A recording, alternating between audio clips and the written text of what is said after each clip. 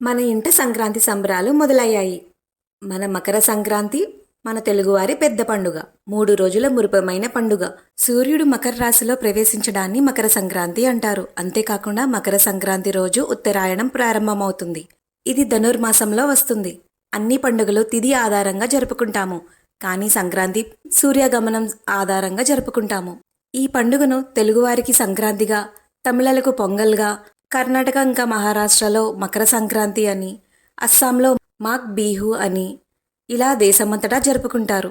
మధురమైన పిండి వంటలను పంచుకుంటూ పరస్పరం శుభాకాంక్షలు తెలియజేసుకుంటూ ఆనందాన్ని, సంపదను కుటుంబంతో మరియు సమాజంతో పంచుకొని సంతోషించే వేడుక మన ముచ్చటైన సంక్రాంతి.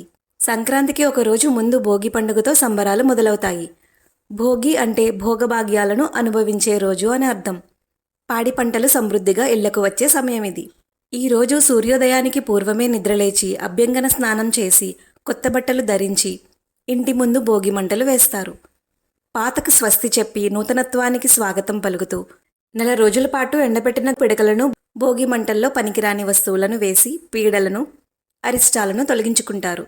పాలు పొంగించటం, సాయంత్రం బొమ్మల కొలువు, చిన్నపిల్లలకు రేగిపళ్ళు తలపై పోయటం చేస్తారు. రెండవ రోజు సంక్రాంతి రోజున రంగవల్లుల శోభలో దివ్యత్వం, కళా నైపుణ్యం గోచరిస్తాయి. ప్రతి ఇంట ముంగిట అద్భుతమైన ముగ్గులు కనిపిస్తాయి.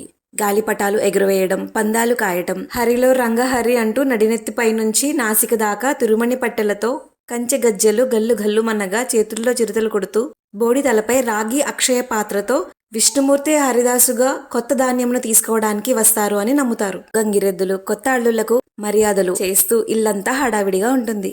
ఇంకా ప్రత్యేకమైన పూజలు, దానాలు నిర్వర్తిస్తారు. 3వ రోజు కనుమ పండుగ రోజున రైతులు తమ పాడి పశువులకు గోపూజలు నిర్వహిస్తారు. ఎడ్ల పందాలు కూడా నిర్వహించేవారు. రథం ముగ్గులు వేసి మళ్ళీ తిరిగి రమ్మని సంతోషంగా సంక్రాంతిని సాగనంపుతారు. కోడి పందాలకు చాలా పెద్ద స్టోరీనే ఉంది.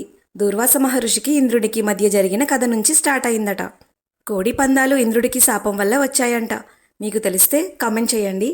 హ్యాపీ సంక్రాంతి.